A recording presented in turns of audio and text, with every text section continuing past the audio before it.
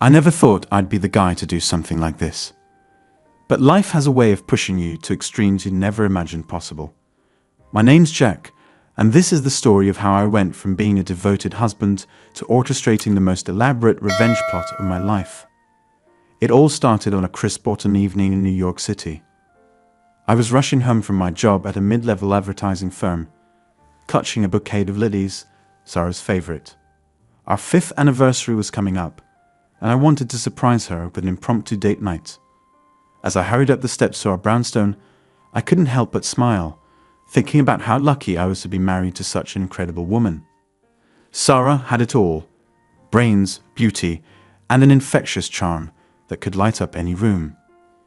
When we first met at a mutual friends gallery opening, I was instantly smitten. She was confidently holding court in a group of art world elites, her blonde hair catching the light as she laughed at something witty someone had said. I remember thinking she was way out of my league, but somehow I mustered up the courage to introduce myself. To my surprise, we hit off immediately. Sarah was fascinated by my work in advertising, peppering me with questions about the creative process and the psychology behind effective campaigns. I was equally enthralled by her passion for corporate law and the way she could break down complex legal concepts into layman's terms. Our whirlwind romance led to a fairy tale wedding just a year later. I still pinch myself sometimes, wondering how I managed to land such an amazing partner. Sarah's career took off like a rocket after we got married. She made partner at her prestigious law firm in record time, earning a reputation as a fierce litigator who could strike fear into the hearts of even the most seasoned opponents. I was so proud of her accomplishments, always cheering her on from the sidelines. Sure, my own career wasn't advancing at quite the same pace, but I was content. I loved my work in advertising, even if I wasn't climbing the corporate ladder as quickly as Sarah. We were a team, and her success was our success. At least, that's what I thought. As I turned the key in the lock that fateful evening, I had no idea that I was about to witness the first cracks in the foundation of our seemingly perfect marriage. "Sarah?" I called out, stepping into the foyer. "I'm home early. I thought we could go out for dinner tonight." The sound of muffled voices drifted from the living room. Sarah wasn't alone. I paused, not wanting to interrupt if she was in the middle of a work call. But then I heard her laugh, that bright, tinkling laugh that had first drawn me to her, followed by a man's deep chuckle. Curiosity got the better of me, and I quietly made my way down the hallway. The living room door was ajar, and I could see Sarah perched on the edge of the sofa, a glass of red wine in hand. Across from her sat a man I recognized as James, one of the senior partners at her firm. They were sitting closer than what I consider professionally appropriate, their heads bent together in conspiratorial whispers. I was about to announce my presence when Sarah's words stopped me cold. "Oh, James," she giggled, taking a sip of her wine. "You wouldn't believe how exhausting it is sometimes, playing the doting wife to someone so ordinary." My heart dropped to my stomach. Ordinary? Is that how she saw me? James leaned back, a smirk playing on his lips. "I can only imagine. How do you stand it? A woman of your caliber, married to a man who's barely scraping by in a dying industry." I felt like I'd been punched in the gut. Barely scraping by? Sure, I wasn't making partner money, but I contributed my fair share to our household. And advertising was far from a dying industry. We were constantly evolving and adapting to new technologies. Sarah sighed dramatically. "It's not easy, let me tell you. Just last week, we were at the Johnsons' dinner party, and Jack spent the entire evening rambling on about some inane ad campaign he's working on. I swear I saw Margaret stifle a yawn behind her napkin. They both erupted into laughter, and I felt my face burn with shame and anger. I remembered that dinner party. I thought I'd been engaging in stimulating conversation about the challenges of marketing in the digital age. Had everyone really found me that boring? "Well," James said, his voice dropping to a husky tone, "you know my offer still stands. Ditch the dead weight and come work for me exclusively. I could use a personal assistant of your caliber." The implications of his words were clear, and I waited with bated breath for Sarah's response. Surely she would shut him down, defend our marriage. But Sarah just smiled coyly. Tempting, James. Very tempting. But you know, I can't just walk away. There are complications. Ah yes, the prenup, James nodded knowingly. Quite the ironclad agreement you've got there. Though I'm sure with your legal expertise, we could find a way around it. I couldn't believe what I was hearing. Not only was my wife openly disparaging me to her colleague, but they were discussing ways to circumvent our prenuptial agreement. The same agreement Sarah had insisted on to protect her assets, claiming it was just good business sense. My hands were shaking as I clutched the bouquet of lilies. I wanted to burst into the room, to confront them both, but something held me back.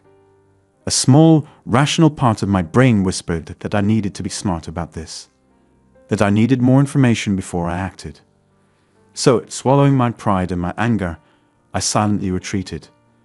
I slipped out of the house as quietly as I had entered, tossing the wilted lilies into a trash can on the street corner. That night marked the beginning of the end, or perhaps the beginning of something new, a version of myself I never knew existed. As I wandered the streets of New York, my mind raced with questions and doubts. Had Sarah always felt this way about me? Was our entire marriage a sham?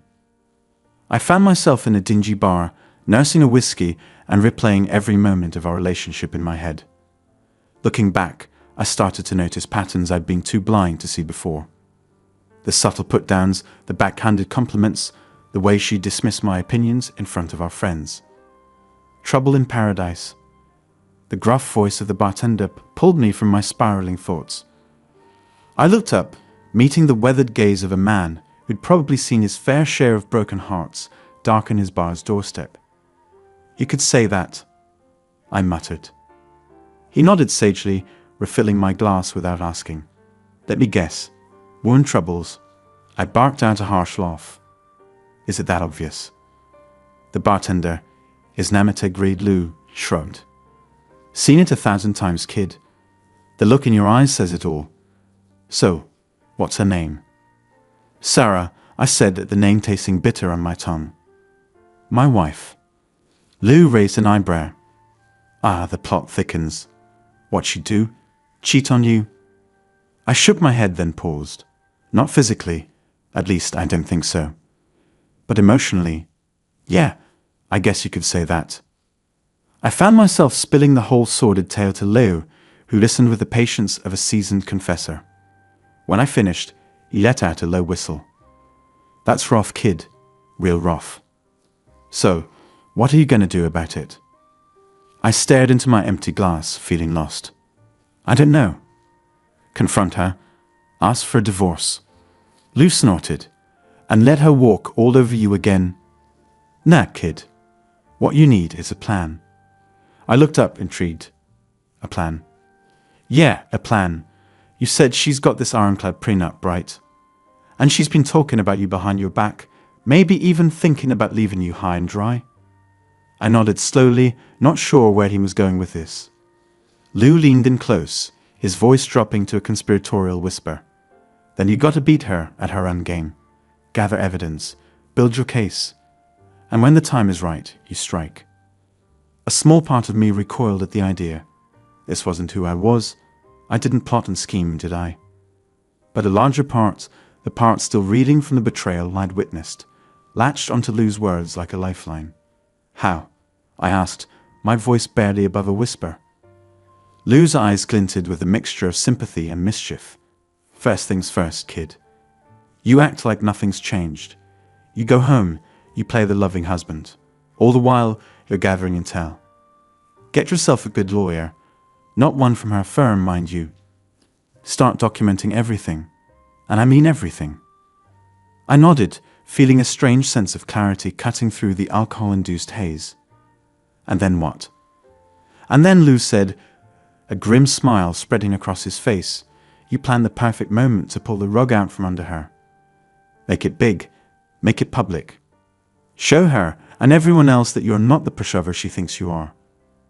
As Lou laid out the broad strokes of what would become my revenge plan, I felt a transformation beginning within me. The naive, trusting Jack was fading away, replaced by someone more calculating, more determined. I left the bar that night with a newfound sense of purpose. I had no idea if I could pull off what Lou was suggesting, but I knew one thing for certain. I wasn't going to be anyone's fool anymore. The next few months were a masterclass in deception. I threw myself into my role as the oblivious, doting husband with a fervor that would have impressed even the most seasoned method actor. All the while, I was meticulously building my case against Sarah. I hired a private investigator to track her movements and document any potential infidelities. I installed hidden cameras in our home, capturing every snide comment and disdainful look she threw my way when she thought I wasn't paying attention.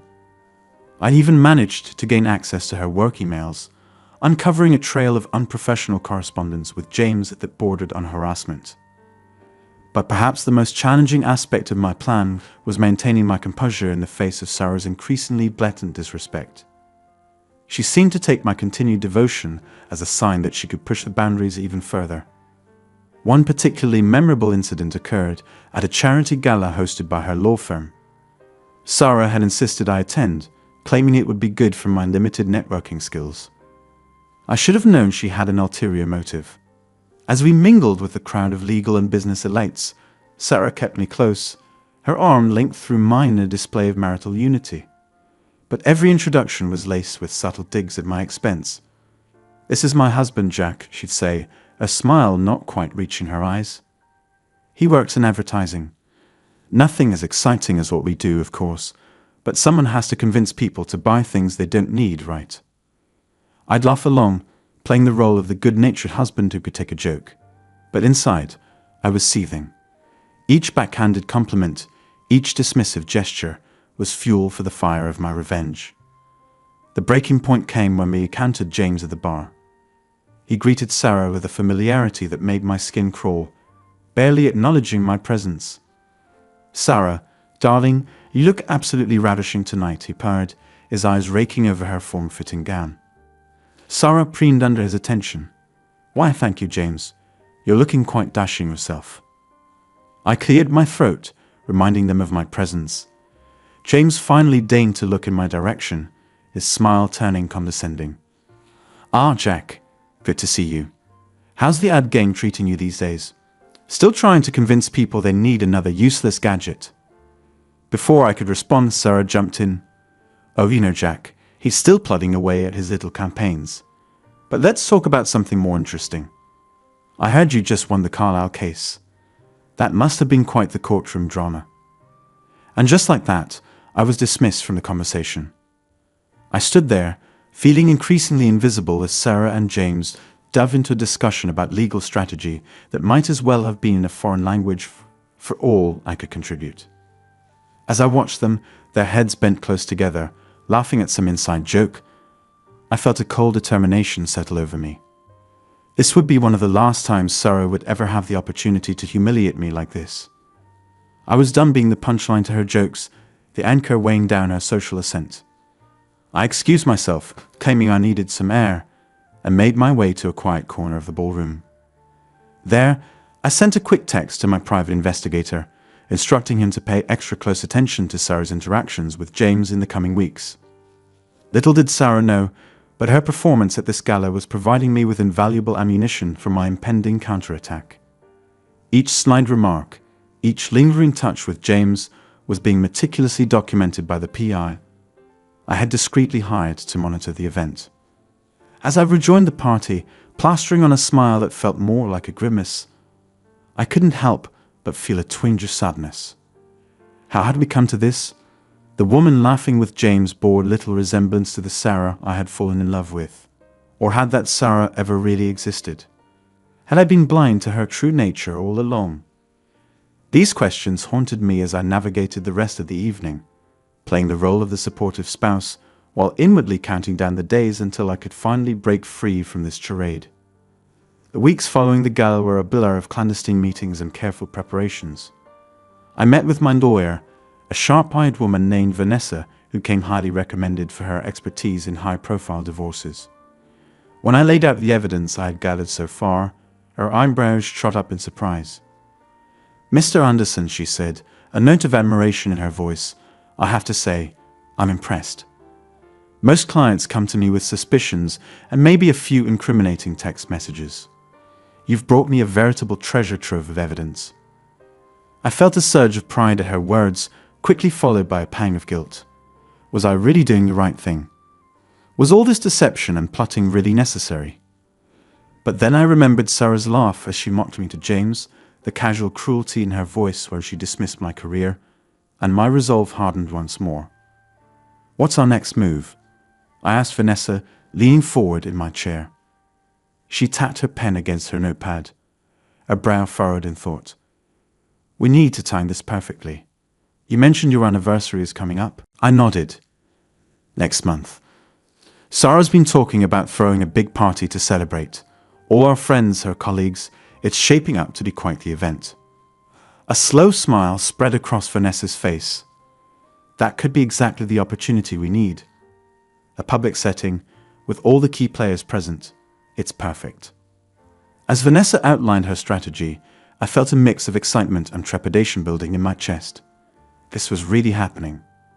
After months of planning and pretending, I was finally going to take control of my life again. The next few weeks were a flurry of activity. While Sarah busied herself with party planning, I was putting the final touches on my own preparations. I had evidence carefully organized, statements prepared, and a rock-solid case built against her. The night before our anniversary, I barely slept. I lay awake, staring at the ceiling, hyper-aware of Sarah's presence beside me. She slept peacefully, unaware of the storm that was about to break over her head. As the first light of dawn crept through our curtains, I made a silent promise to myself. No matter what happened today, I would walk out of this with my dignity intact. Sarah had underestimated me for the last time. The day of our anniversary dawned bright and clear, a beautiful June morning that gave no hint of the drama about to unfold. I went through the motions of our usual routine, surprising Sarah with breakfast in bed and a small gift. A pair of earrings she had been eyeing. "Oh, Jack," she cooed, pecking me on the cheek. "They're lovely. You shouldn't have." I smiled, the expression not quite reaching my eyes. "Only the best for you, darling. Happy anniversary." As Sarah bustled about, finalizing details for the party, I retreated to my home office, ostensibly to finish up some work before the guests arrived. In reality, I was running through my plan one last time. As the hours ticked by, my anxiety grew. I paced the confines of my office, rehearsing what I would say, imagining every possible scenario. My palms were sweaty, and my heart raced. Was I really going to go through with this? Could I really dismantle my entire life in front of everyone we knew? A soft knock at the door jolted me from my thoughts. "Jack," Sarah's voice called out. "The first guests will be here soon. Are you ready?" I took a deep breath, steeling myself. "Yes, dear," I replied, impressed by how steady my voice sounded. "I'll be right out." As I opened the door, I was momentarily taken aback by Sarah's appearance. She looked stunning in a sleek black dress, her hair swept up in an elegant upto.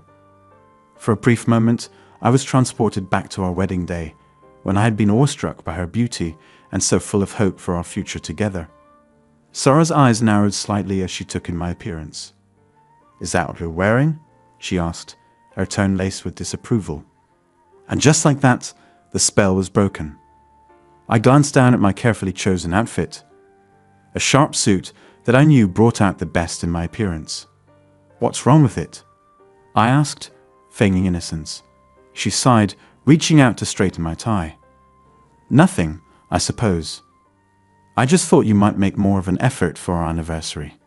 I bit back the retort that sprang to my lips, instead forcing a smile. "Sorry, darling. I'll try to do better next time." Sarah's answering smile was patronizing. "Of course you will. Now come on, we need to greet our guests." As we made our way downstairs, I could hear the murmur of voices and the clink of glasses. Our home was filled with the crème de la crème of New York's legal and business world. Sarah's colleagues, clients, and our so-called friends.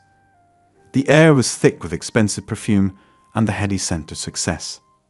I plastered on my best host smile, shaking hands and making small talk as Sarah led me around the room. With each introduction, each backhanded compliment about my quaint career in advertising. I felt my resolve strengthen. These people had no idea what was about to hit them. As the evening wore on, I watched Sarah in her element. She flitted from group to group, a laugh tinkling through the air, her charm on full display. To an outsider, we must have looked like the perfect power couple, the brilliant lawyer and her supportive husband. But I could see the cracks in the facade, the way Sarah's smile tightened when she introduced me, the subtle eye rolls when I tried to contribute to the conversation, the lingering touches and meaningful glances she shared with James, who had arrived fashionably late and immediately commanded attention. I bided my time, playing the role of the dutiful husband to perfection. I fetched drinks, laughed at jokes at my expense, and stood by silently as Sarah regaled our guests with stories of her latest courtroom victories. Finally, as the party reached its peak, Sarah clinked her glass for attention. "Everyone," she called out, her voice carrying effortlessly over the crowd. "I want to thank you all for coming tonight to celebrate our anniversary." She turned to me, a smile dazzling but her eyes cold. "Jack, darling, these past 5 years have been quite the journey. Why don't you say a few words?" This was it, the moment I had been waiting for. I could feel Vanessa's eyes on me from across the room, giving me a subtle nod. It was now or never. I stepped forward, taking the glass of champagne Sarah offered me. My heart was pounding so hard I was sure everyone could hear it. But when I spoke, my voice was calm and clear. "Thank you, Sarah," I began, looking out over the sea of expectant faces. "You're right, it has been quite the journey.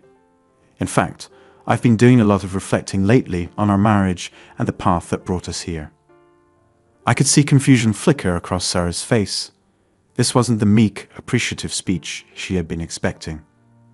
"You see," I continued, my voice growing stronger, "I've always believed that a marriage should be built on mutual respect, trust, and support. Unfortunately, I've come to realize that our marriage lacks all of these fundamental elements." A hushed murmur rippled through the crowd. Sarah's smile had frozen in place, her eyes darting nervously between me and our guests. "Jack," she hissed, reaching for my arm. "What are you doing?" I gently shook off her touch, my gaze never leaving the audience. "I'm doing what I should have done a long time ago, Sarah. I'm standing up for myself." With that, I launched into my carefully prepared speech. I laid bare all of Sarah's transgressions, the constant belittling, the emotional manipulation, the not-so-subtle flirtations with James. With each revelation, I could see the shock and discomfort growing on the faces of our guests. "But don't just take my word for it," I said, my voice ringing out in the now silent room. "I have proof." At my signal, Vanessa stepped forward, distributing packets of evidence to key individuals in the room. Emails, photographs, witness statements, all meticulously compiled and irrefutably damning. Sarah's face had drained of all color. "Jack, stop this right now," she demanded, her voice shaking. "You're embarrassing yourself." I turned to her, meeting her gaze steadily. "No, Sarah. For the first time in years, I'm not embarrassed. I'm not ashamed. I'm finally standing up for myself." As the evidence made its way around the room, I could see the tide of opinion turning. Shocked whispers and disapproving looks were now directed at Sarah, not me. Her carefully crafted image was crumbling before her eyes. And so, I concluded, my voice filled with the confidence I had long forgotten I possessed. "I stand before you all tonight, not to celebrate an anniversary, but to announce the end of our marriage. Sarah, consider this my declaration of independence. I've already filed for divorce." The silence that followed was deafening. Sarah stood frozen, her mouth opening and closing like a fish out of water. James had disappeared into the background, no doubt trying to distance himself from the unfolding scandal. As for me, I felt an overwhelming sense of relief wash over me. The weight I had been carrying for so long was finally lifted. I was free. The aftermath of my announcement was chaos.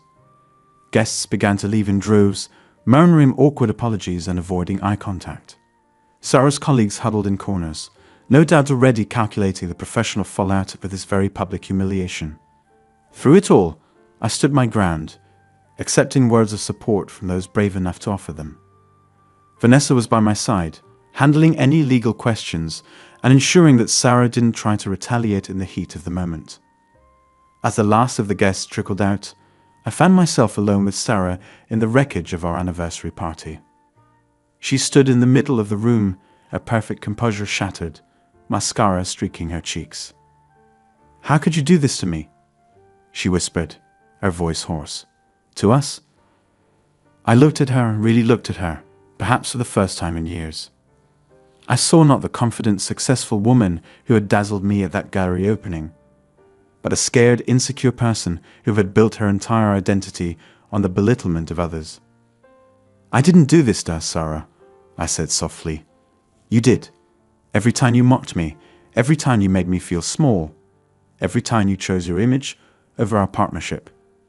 This is the consequence of your actions." She crumpled then, sinking to the floor in a heap of expensive fabric and broken pride. Part of me wanted to comfort her, to take her in my arms like I would have done in the past, but I knew that chapter of my life was closed. Instead, I turned and walked out of the house that had been our home, leaving Sarah to face the ruins of the life she had so carelessly gambled away. As I stepped into the cool night air, I felt a sense of exhilaration. The road ahead was uncertain, but for the first time in years, I was excited to see where it might lead. The days and weeks that followed were a whirlwind of legal proceedings, media speculation, and personal reconstruction. As I had anticipated, the story of our very public divorce became fodder for gossip columns and legal blogs alike. Sarah's reputation took a significant hit, with several high-profile clients quietly taking their business elsewhere. I, on the other hand, found myself the unexpected recipient of admiration and support. Colleagues I had always assumed looked down on me reached out with words of encouragement. Potential clients, impressed by my strategic thinking and execution, began to approach me with job offers. But more importantly than any professional gains, I was finally free to rediscover who I was as an individual. I moved into a small but comfortable apartment, relishing the ability to decorate and live as I please without fear of criticism. I reconnected with old friends who had drifted away during my marriage, their presence reminding me of the person I used to be before I lost myself in Sarah's shadow. One sunny afternoon, about 6 months after that fateful anniversary party, I found myself back at Lou's bar. The grizzled bartender's eyes lit up with recognition as I took a seat at the counter. Well, he chuckled, sliding a whiskey my way without being asked. "If it isn't the man of the hour. I've been reading about you in the papers, kid. Gotta say, I'm impressed." I smiled, raising the glass in a toast. "I couldn't have done it without your advice, Lou. You helped me find the courage to stand up for myself." Lou waved away my thanks. "Nah, that was all you, kid. I just gave you a little nudge in the right direction. So how does it feel to be a free man?" I took a thoughtful sip of my drink, considering the question. Honestly, it feels amazing. Scary sometimes, sure, but mostly, it feels like I can finally breathe again. Lou nodded sagely. "That's the thing about toxic relationships. You don't realize how much they're suffocating you until you're out." We fell into a companionable silence, the afternoon sun streaming through the bar's grimy windows. As I sat there, I found myself reflecting on the journey that had brought me to this point. Yes, I had lost the woman I thought was the love of my life. Yes, I had endured public scrutiny and private pain. But in the process, I had found something far more valuable myself. The path ahead was uncertain, but for the first time in years, I was excited about the possibilities. I had rediscovered my passion for advertising, throwing myself into projects with the creativity and enthusiasm I thought I had lost. I was making new friends, exploring new hobbies, and slowly but surely building a life that was authentically mine. As for Sarah, I heard through the grapevine that she had taken a leave of absence from her firm, ostensibly to focus on personal matters. James, it seemed, had wasted no time in distancing himself from the scandal, already seen about town with a new young associate on his arm. Part of me felt a twinge of sympathy for Sarah. Despite everything, I knew that the public humiliation and professional setbacks must be taking a toll on her. But then I remembered all the times she had carelessly trampled on my feelings, all the years I had spent diminishing myself to fit into the box she had created for me, and I knew I had made the right choice. As I finished my drink and prepared to leave, Lou called out to me. "Hey kid, word of advice, don't let this experience make you bitter. You won fair and square. Now it's time to move on and live your best life. That'll be the sweetest revenge of all." I nodded, letting his words sink in. He was right, of course. The best revenge wasn't about destroying Sarah or reveling in her downfall. It was about reclaiming my life, my confidence, and my future. As I stepped out of the bar and into the bustling New York street, I felt a sense of lightness I hadn't experienced in years. The sun was shining, the city was alive with possibility, and I was finally truly free. I had no idea what the future held, but for the first time in a long time, I was excited to find out. This wasn't just the end of a chapter in my life. It was the beginning of a whole new story. And this time, I was the author.